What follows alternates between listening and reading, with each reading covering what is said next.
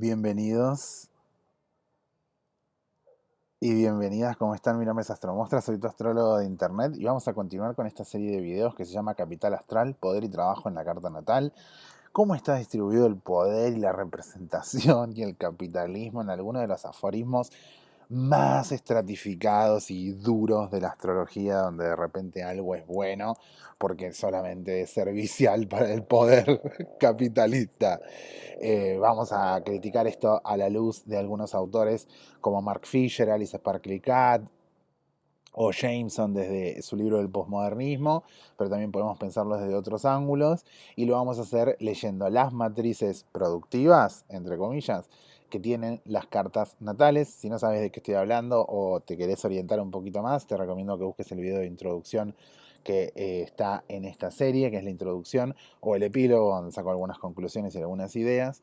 Y ahora vamos a trabajar con el ascendente en Virgo. Muy bien. El ascendente en Virgo tiene a Mercurio en el gozo de su posición de la casa uno. Es la posición más gozosa para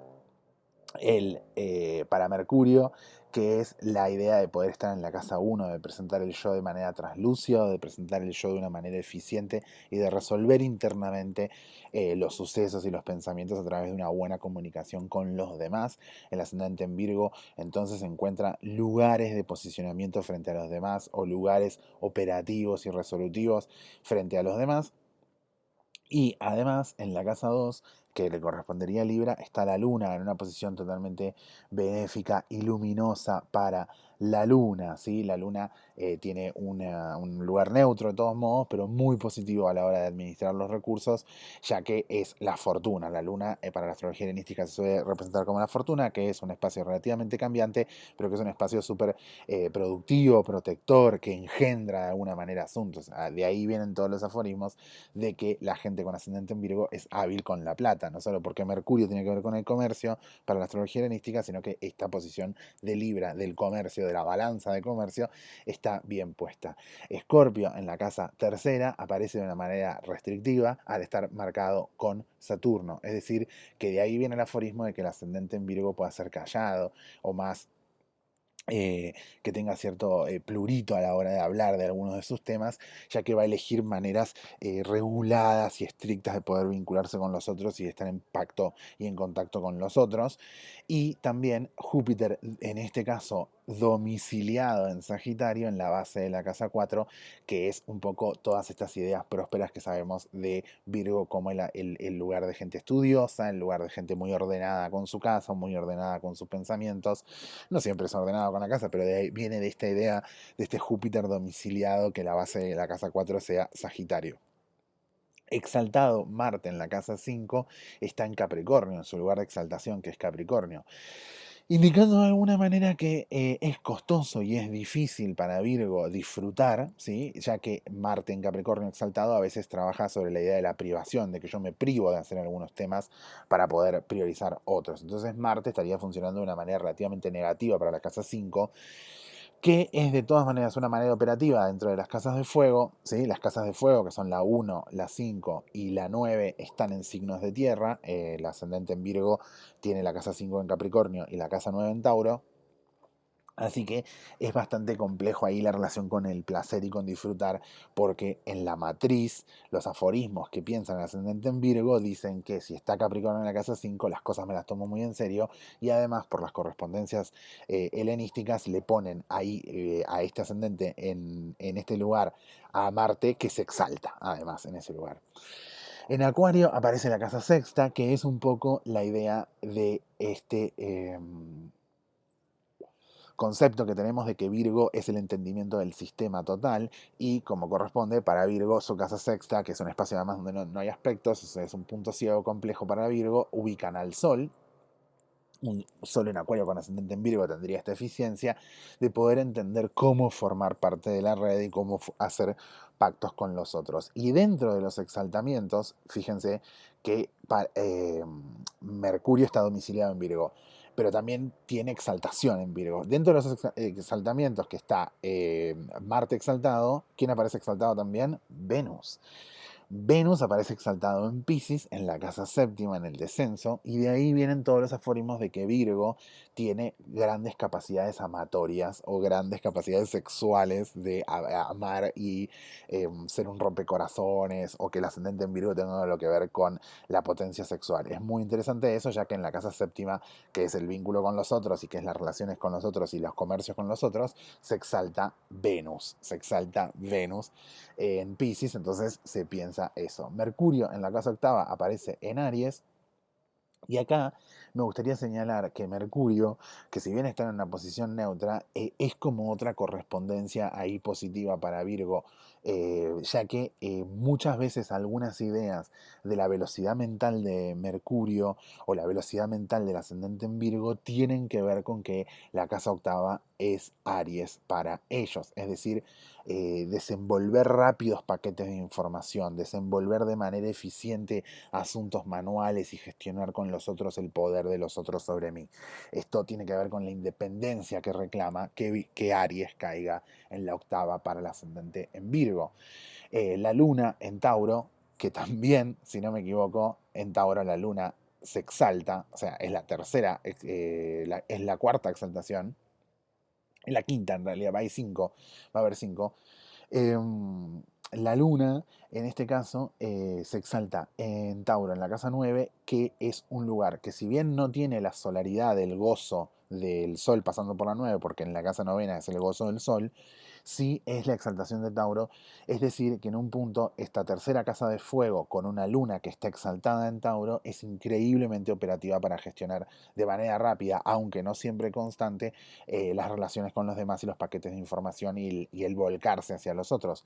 Sabemos que para la astrología tradicional la casa novena es un lugar de adivinación, de espiritualidad, de publicación, de ampliar las vistas, es el lugar donde se expresa Dios para la casa novena.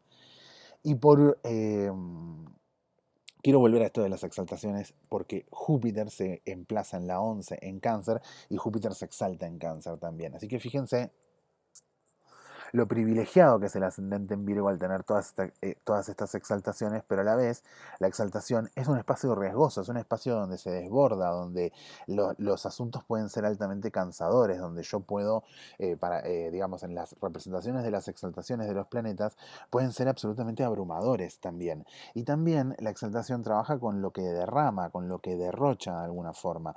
Entonces ahí hablamos no solo de la generosidad de Virgo, sino también de que Virgo se arte, ¿sí? De que Virgo se arte de un tema, de que pulverice un tema hasta analizarlo. Y en particular eso, esa posición de Júpiter en Cáncer en la casa onceava, que es una exaltación, también tiene este lugar complejo para Virgo a la hora de vincularse con los otros, por lo tanto podría indicar de alguna manera que soy muy bueno con los míos y no te me cruces en mi camino si te pones en mi contra, pero también esta posibilidad de poder consumar los sueños y los deseos con los otros. Es decir, que una vez armadas las relaciones más duras y más sólidas y más menos volátiles para Cáncer, por decirlo de alguna forma, en la casa onceava, Virgo aparece acá, ascendente en Virgo aparece acá como un posibilitador y un habilitador para que los sueños de los otros y los sueños propios se realicen de alguna forma en comunidad o en networking. En ese sentido del networking se emplaza a Saturno como regente de la casa 10, o sea, como regente no, como posición ideal para la casa 10, estando ahí Géminis, dándole cierta solidez a la hora de ocupar la palabra y a la vez también dándole la posibilidad de hacer más de un trabajo posible, ¿sí? Y por último queda Leo como la casa 12 de Virgo y a Marte marcando esa región que se parece mucho a las privaciones que vive Marte en la quinta, como si fuera un lugar complejo para el placer, ¿sí? Pero además no solo estamos hablando de un lugar complejo para el placer, pero tal vez un lugar complejo para el placer personal, porque en realidad al estar Júpiter en la 11, que además está exaltado en Cáncer para la 11 del ascendente en Virgo, también es el gozo. de Júpiter, ¿sí? Es el gozo de Júpiter, es el apogeo de Júpiter de poder estar compartiendo su visión del mundo, sus aspiraciones con los otros y digamos como el cumplimiento de algunas metas. Entonces, acá podemos ver por qué se ha privilegiado muchas veces el aforismo de que el ascendente en Virgo es sumamente eficiente, es sumamente noble, es sumamente entregado, pero a la vez, con todas estas marcas de privaciones de la 2 en Leo y de la 5 en Capricornio, tenemos acá la dificultad de que muchas veces eso podría significar algún tipo de docilidad ante los otros. Entonces es muy, muy, muy interesante ese borde un poco riesgoso de que el ascendente en Virgo sea tan elogiado cuando vivencia estas privaciones tan, tan específicas. Es como, te felicito porque te privaste, o como te privaste, te cubro de azúcar un montón de otros aforismos para que no toquemos de base el asunto de privar mi propio placer o de entender algo sobre mí a través del placer, porque el placer es una forma de conocimiento, no es solamente el trabajo duro y el sacrificio. Es cierto que la letra con sangre entra y que hay cierta glorificación de la tortura en el capitalismo a través del estudio y a través de la identidad forjada de la nada y yo me hice de abajo y etcétera. Pero el camino del sufrimiento no es la única manera de disciplinar el cuerpo y de aprender. El placer también es una forma de aprender y que no discipline el cuerpo. Es más, todo lo contrario, somos muy rudimentarios muchas veces en el camino del placer. Para poder alcanzar el placer, no nos han enseñado, así como nos han enseñado a autotorturarnos, no nos han enseñado eh, sobre nuestro placer, por decirlo de alguna forma. Y el placer también forma parte del autodescubrimiento, el placer también forma parte de conocer mi cuerpo. Y yo estoy seguro que si me estás escuchando hay un montón de experiencias educativas que tuviste inolvidables porque tenías un profe o una profe que estaba apasionado con la materia que daba y que enseñaba con un montón de elocuencia y con un montón de amor. Y puede ser, no sé, una clase de lengua, la clase más aburrida del mundo, pero como esa persona estaba recopada, todavía te acordás los chistes y el carisma de ese profesor porque se aprendió a través del placer, a través de la risa, se aprendió a través de gozar de alguna forma. Así que me parece interesante acá esta relación de Mercurio. Entonces, por un lado tenemos la restricción y por otro lado tenemos el aprendizaje a través del placer. Y por último, quería señalar que la posición de la casa 2 en Leo, como algún tipo de dificultad, estando Marte ahí, estando en una posición compleja, ahí difícil de disciplinar y difícil de tratar, también, y en tanta exaltación, una de las maneras de poder entender tantos espacios de exaltación, ¿sí? Mercurio exaltado en Virgo, Marte exaltado en Capricornio, Venus exaltada en Pisces, la Luna exaltada en Tauro y Cáncer, Júpiter exaltado en Cáncer. Fíjense estas posiciones claves de la carta. Esta exaltación muchas veces que desborda, a veces también es un habilitador para correr bordes para los otros, ¿sí? Es un habilitador no solo para mí, sino para los otros. Y en este sentido, me gustaría pensar todas las veces que se le colgaron aforismos a Virgo que hablan de la domesticación, de las costumbres, de quedarse quietito, de ser servicial a los otros, de ser perfil bajo al estar Leo en la 12, y en realidad me gustaría pensar de que eso formó parte de un adoctrinamiento, la vergüenza, el juicio, el maltrato, algunas características, cerrar algunas ideas de que algún techo es incruzable para mí, inabordable, imposible de traspasar, y esto tiene que ver mucho con cómo se construye la representación, pensando en Virgo también como personas que escriben o personas que piensan el mundo o que entienden la tecnología. Y me gustaría citarles un fragmento de Alice Sparkly Cat hablando de la representación, ¿sí? Hablando en el capítulo de Mercurio y de Júpiter, ¿sí? El trabajo de la representación, les quiero leer un fragmento de la página 270, ¿sí? La representación es una tecnología, siempre produce personas, gente. Las políticas de la representación en el comercialismo, digamos, en las actitudes de comercio, son invocadas como, como las siguientes afirmaciones. Nosotros deberíamos tener derecho de prender la tele y ver gente como nosotros. Si algún niño ve gente como ellos, digamos, gente que han recibido el género como ellos, gente que han que han sido sexualizados como ellos o que han sido racializados como ellos. Esto es un acto heroico de aquello que queremos hacer.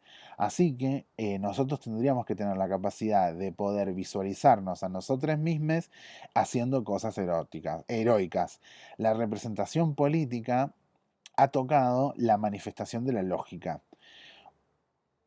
Sí, usted es capaz de hacer lo que puede visualizarse a sí mismo haciendo. Usted es capaz de hacer lo que puede visualizarse a usted mismo haciendo.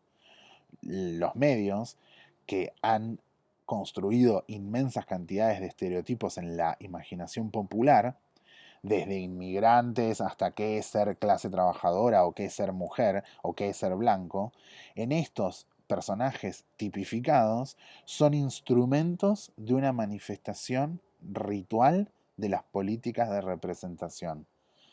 Las políticas representacionales buscan a través de la televisión y todos los medios de representación, de alguna manera reproducir la prevalencia de esos estereotipos para subvertir su propio trabajo histórico. Las conversaciones alrededor de la identidad y la representación en los Estados Unidos, así como las que están alrededor de las identidades migrantes y de las sensibilidades de la clase trabajadora o de las etnias, son llamadas minorías. Y ahí es donde también se nos cruza un poco la teoría queer, ya que cuando viajamos por esos caminos, estereotipos, arquetipos, petrificados, estructurados, regulados sobre qué es la identidad, de alguna manera esas rutas construidas tienen un borde, tienen cosas que fueron excluidas, tienen cosas que rompieron la norma. Y ahí no hay que perder de vista esa anomalía que reinforma al sistema, no porque no funciona bien, sino por la singularidad de su funcionamiento. No porque se integra al sistema, sino porque la singularidad de su funcionamiento es anormal. Muchas gracias a todas mis patrons. Muchas gracias a toda la gente que se está quedando en esta serie, que deja sus comentarios y sus preguntas que voy tratando de responder. Espero que les haya divertido esta lectura un poco descolocada de la estructura de Virgo y de lo que pasa con el ascendente en Virgo. Muchas gracias por apoyarme todos los meses y por estar conmigo siempre. Les mando un beso grande y nos vemos en internet.